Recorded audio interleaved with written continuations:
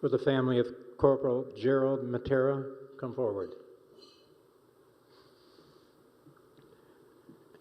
Gerald Mattera was born July 7, 1947, part of that baby boomer generation. After high school, he went on to a trade school with his friend Richard Ferreira, Sr., to learn the art of being a barber. They became close friends who shared a passion for the outdoors and did some duck hunting together. They shared a bond through their interests and their new profession. They both look forward to a long friendship and eventually some business dealings. Upon Gerald's death, Richard believed, and still does believe, one thing about Gerald, that his death will come only when he is forgotten. During happy times, Richard remembers his friend so that his spirit might share his life experiences.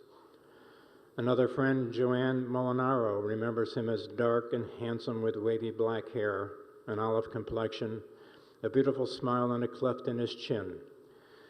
He will always be handsome in her memories. His ultimate sacrifice for our freedom makes her proud. She called him Cousin Angel. Steve Mattera is thankful for him going to Vietnam and fighting for his country. He can't imagine the bravery that soldiers must have to fight in war. Corporal Mattera was with A Company, the 52nd Infantry, the 198th Infantry Battalion. While engaged in action with the enemy at ground forces, he was mortally wounded on June 6, 1968, in Quang Tin Province, South Vietnam. His awards are a Purple Heart, the National Defense Service Ribbon, the Vietnam Service Medal, the Vietnam Campaign Medal, and the Combat Infantryman's Badge. Corporal Mattera was laid to rest in the Long Island National Cemetery. Corporal Gerald Mattera is survived by his mother, Jessie Mattera, 90 years young, his sisters, Lucille Friccione and Regina Chapman, and is represented here this evening by his brother, Neil Mattera.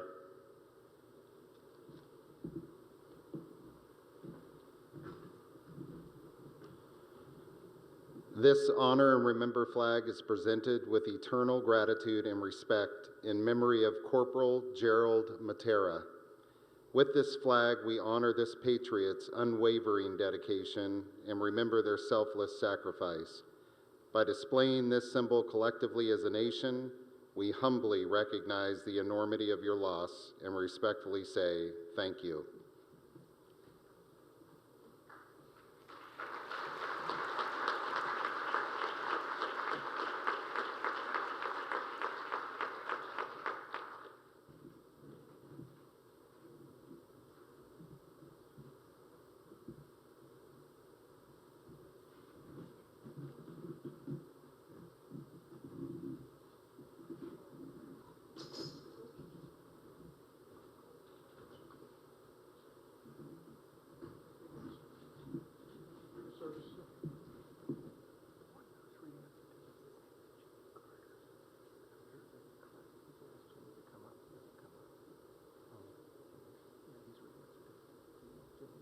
For Johnson?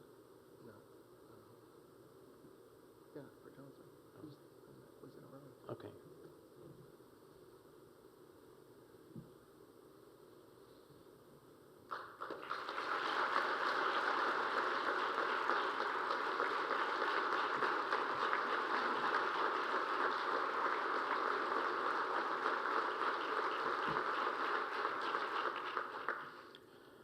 Will the family of Private First Class John Victor Johnson, Jr.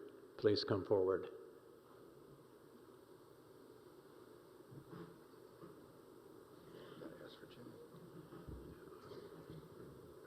Can Jimmy Carter please come forward?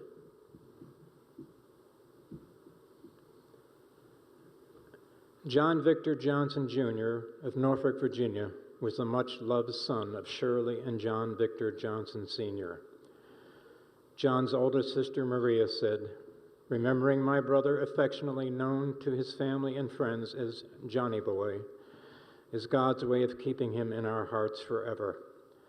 My brother served in the United States Marine Corps proudly, giving his life for his country was an enormous sacrifice. As the world around him grew darker while he was on the battlefield, God wanted him to walk in the light of spiritual warfare. So he prepared a place for him in his footsteps and the pathways into his heavenly kingdom. A job well done. Be proud, young Marine. Master Gunnery Sergeant Johnny Parker, Jr., United States Marine Corps retired, stated, Private First Class John V. Johnson, Jr. is my brother-in-law. We served in Vietnam during the same time with different Marine Corps units. I learned of his death while in Vietnam. I never got to know him formally. I married his sister shortly after returning from Vietnam. I will always believe I was a part of his idea to join the Marine Corps, and for that his memories are always a close part of me.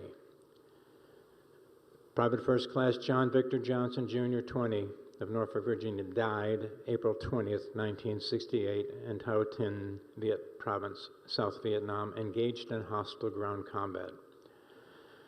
Private Johnson was a machine gunner assigned to B Company, 1st Battalion, 5th Marines, 1st Marine Division, 3rd Marine Amphibious Force. Private Johnson was awarded the following: the Republic of Vietnam Campaign Medal, the Vietnam Civil Action Unit Citation, the Vietnam Gallantry Cross Unit Citation, the Vietnam Service Medal, the National Defense Service Medal, the Combat Action Ribbon, and the Purple Heart.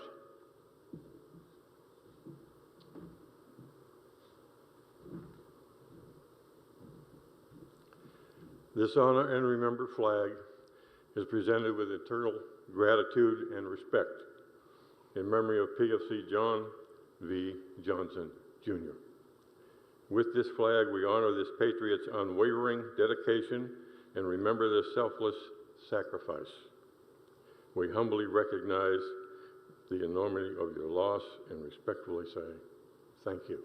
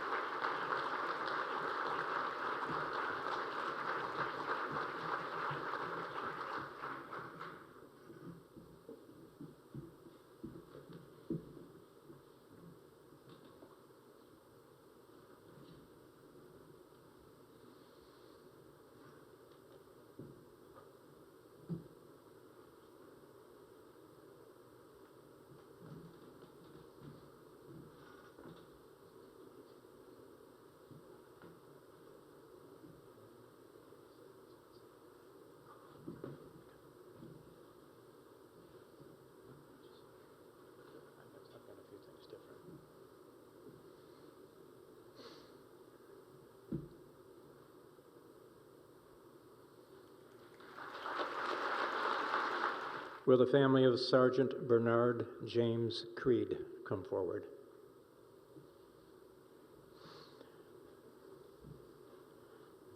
Sergeant Bernard Bodie Creed honorably served our nation as an infantryman in 3 wars. In World War II, he was a machine gunner with the 121st Infantry Regiment, participating in the Normandy, northern France, Rhineland, Ardennes, and Central European campaigns.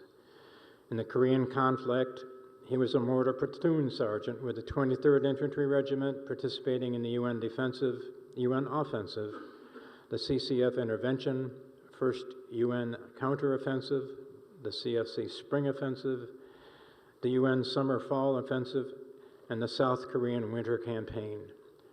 And in Vietnam, he was a war weapons platoon sergeant with Delta Company, 2nd Battalion, 7th Cavalry, 1st Cavalry Division. Bodie was a distinguished member of the greatest generation. He was barely out of high school when he enlisted in the Army, and just in time to fight in the Axis in Europe. Bodie honorably left the Army in 1952, only to return in 1961 because being an infantryman was all he knew. In August of 65, having just turned 40, he was off again to war, this time in Vietnam.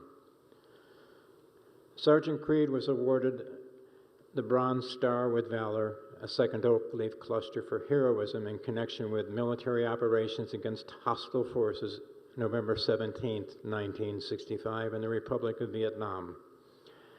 He repeatedly exposed himself to intense enemy fire until mortally wounded. Sergeant Creed died along with 155 troopers of that 2nd Battalion, 7th Cavalry, 1st Cavalry Division in the tall grass of Ai Drang Valley in Landing Zone, Albany. On December 8, 1965, Sergeant Bernard James Creed's body was returned to his family in Columbus, Georgia. His final resting place is in Arlington National Cemetery, Section 35, Grave 301. The battle that Bodie died in was depicted in the movie We Were Soldiers Once and Young.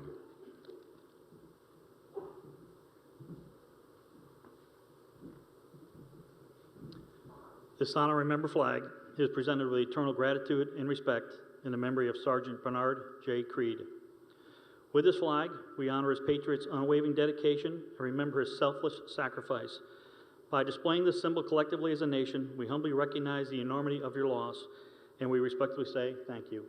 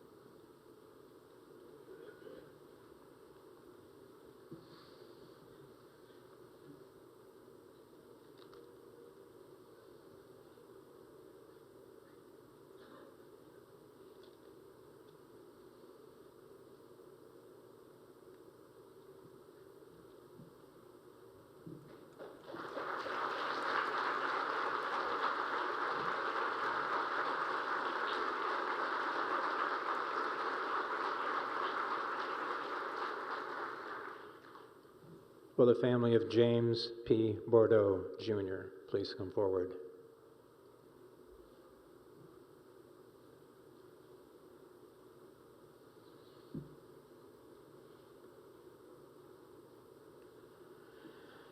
Jimmy was born on June 27, 1947. He was born and raised in Norfolk, Virginia. He was surrounded by a loving family, which included his dad, Jimmy Sr., who served in the U.S. Army and fought at the Battle of the Bulge in World War II. His mom, Joanne, brother Walter, who also served with the U.S. Army stationed in Germany, and sisters Darlene and Gail. Jimmy always had a smile on his face. He was of average height and weight, had blonde hair and beautiful sky blue eyes. He was a very handsome, charming young man. Growing up, the family spent many weekends and vacations with friends and family at the family cabin located in Pembroke, Virginia, about 2 miles from Mountain Lake. While at the cabin, Jimmy spent his days eating his Aunt Lena's fabulous handmade buttermilk biscuits, playing jacks, and walking to the country store. But his favorite place to visit was Mountain Lake.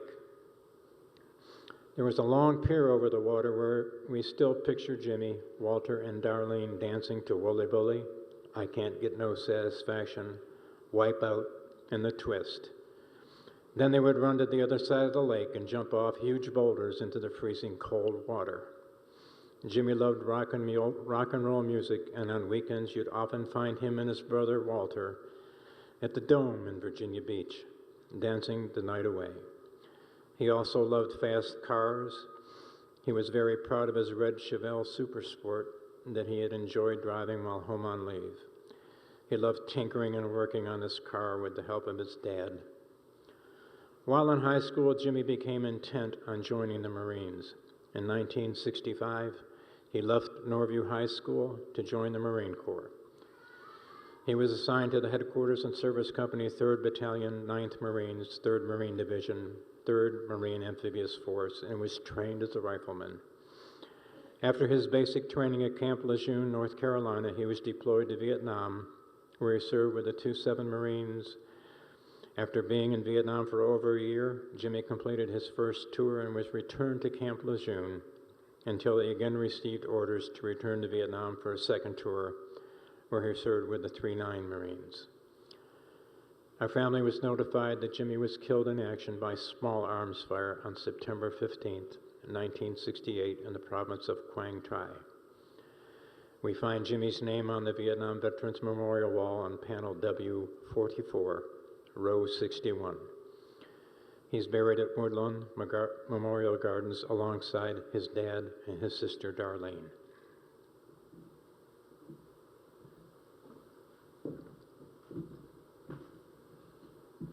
Sounds like my kind of guy, actually. Rock and roll, fast cars. The plaque reads, "This honor and remember flag is presented with eternal gratitude and respect. In memory of Private First Class James P. Bordeaux, Jr., with this flag we honor this patriot's unwavering dedication and remember their selfless sacrifice. By displaying this symbol collectively as a nation, we humbly recognize the enormity of your loss and respectfully say thank you."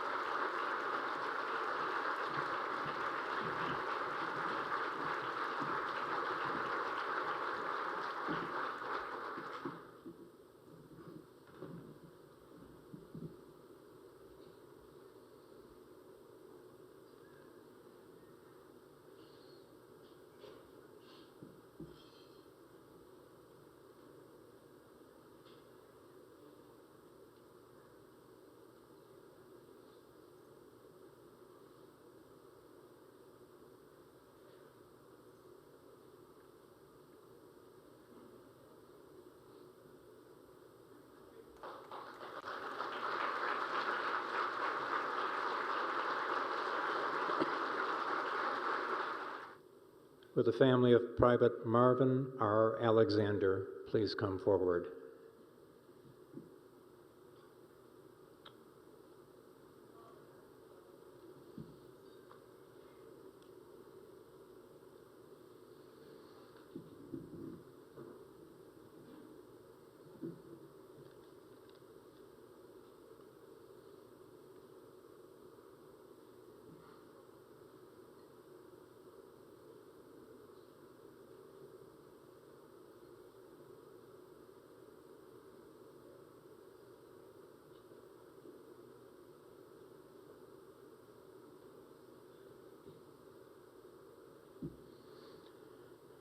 Marvin was born and raised in the small town of Edenton, North Carolina.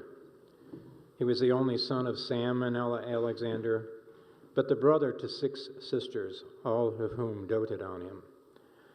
When he graduated from high school, World War II was raging, and his only goal was to join the Army. Doreen and Juanita are the youngest sisters and were so young at the time, their memories are pretty sketchy. But there are special memories of a happy, outgoing young man whose goal was to do his part for our country. One memory that stands out was his last Christmas. He was home on furlough. The sisters remember taking him to the train station when he left, the tears and goodbyes and his waving to them from the train window as they pulled out. That Christmas, he was so proud of a beautiful watch that he had bought for his mother. It was so very special to her.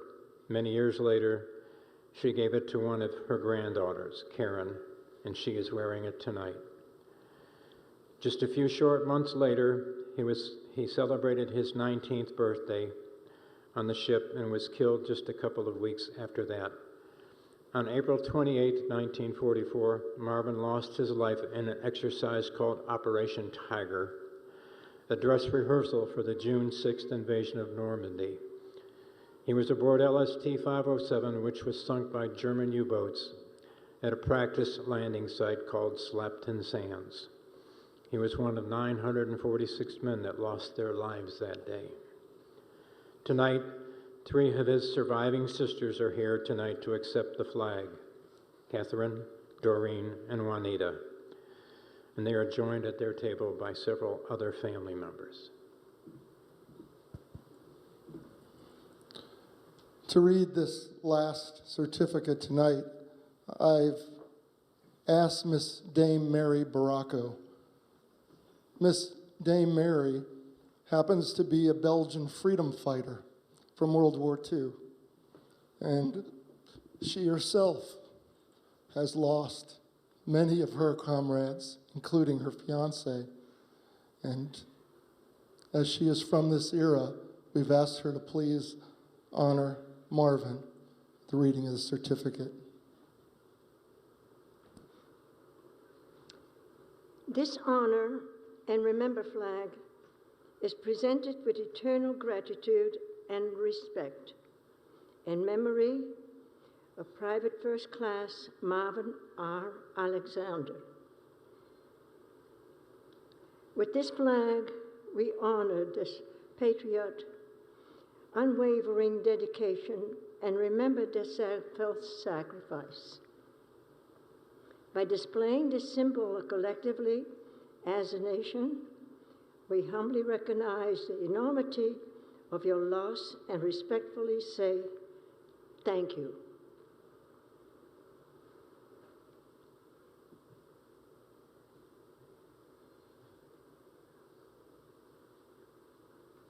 And if I sound nervous, I am.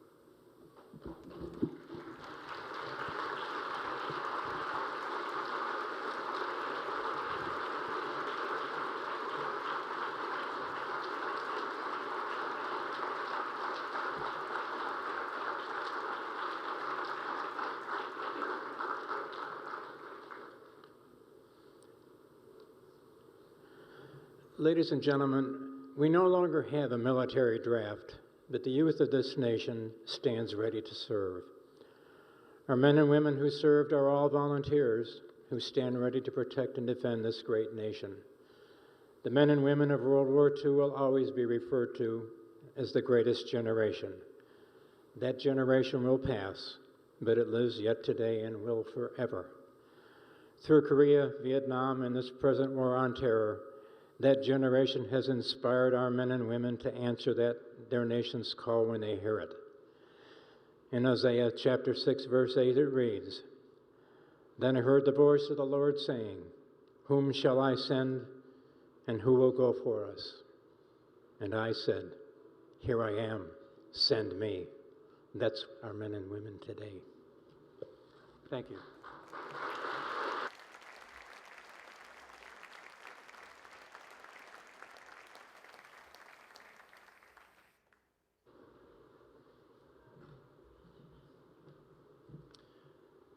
Can we hear one more very loud round of applause so they can hear us on the other side of the water for the families who were just up on this stage tonight?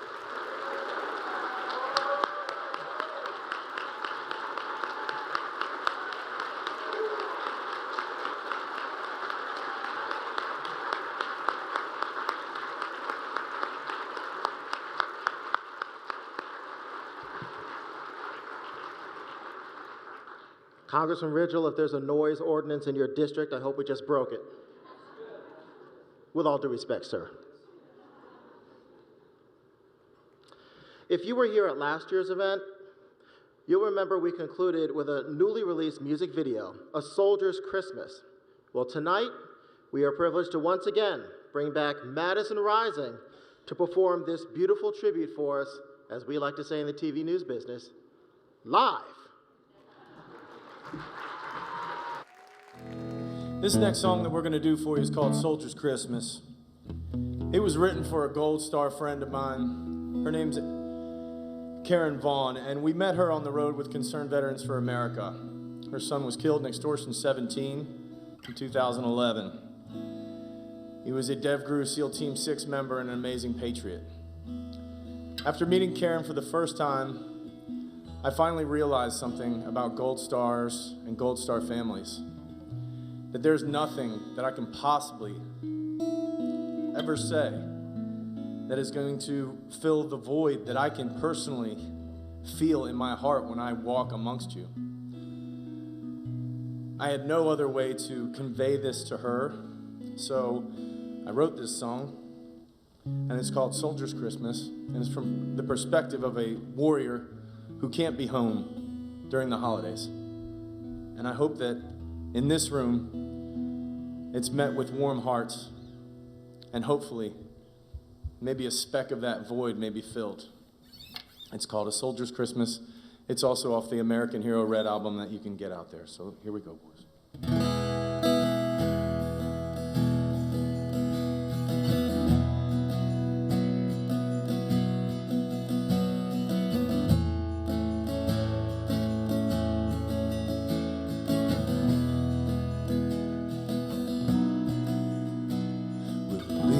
Have all fallen back home where I'm from.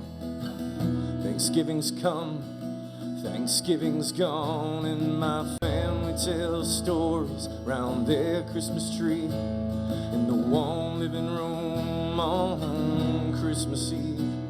And the candlelight shimmers as I write down the song in a place far away from family and home. As the pen hits the paper, the shadows grow long, but I stay here a soldier, just me and my gun. On this Christmas I'll tell you the truth in my heart, from a place that's forgotten by time, God, and love. I'll stay here a man of my word and faith, but there's nothing in this world that I wouldn't trade to go home. I wanna go home. I wanna go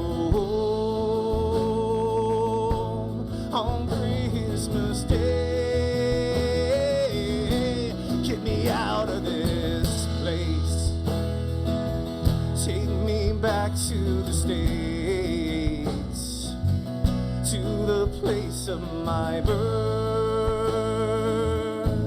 greatest country on earth, on this Christmas.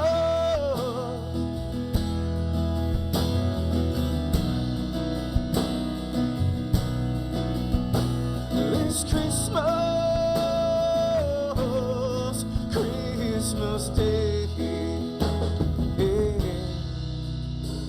But for those who will never see the leaves fall again, will get to spend Christmas with family and friends. I'll see this war through all the way to the end. But who am I to wish for my home more than them?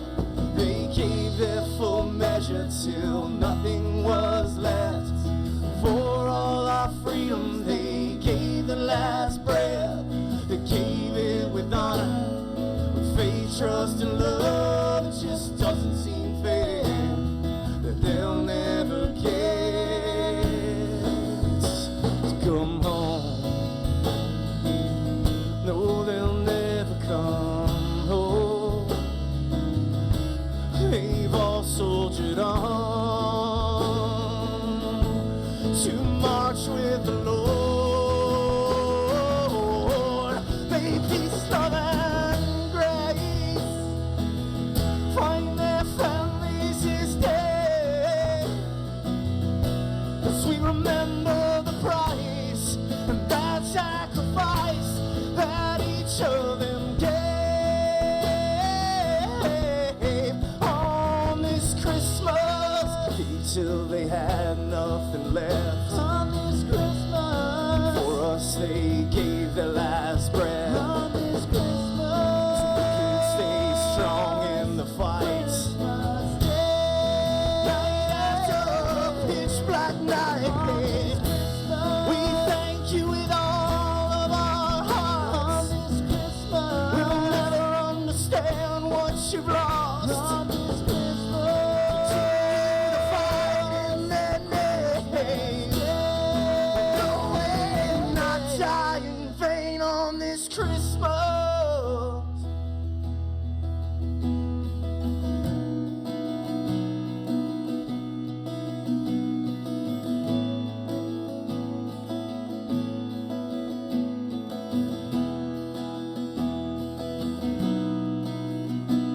Well, the leaves have all fallen back home where I'm from. Thanksgiving's come, Thanksgiving's gone, but I stay and fight. I'll soldier on for the ones who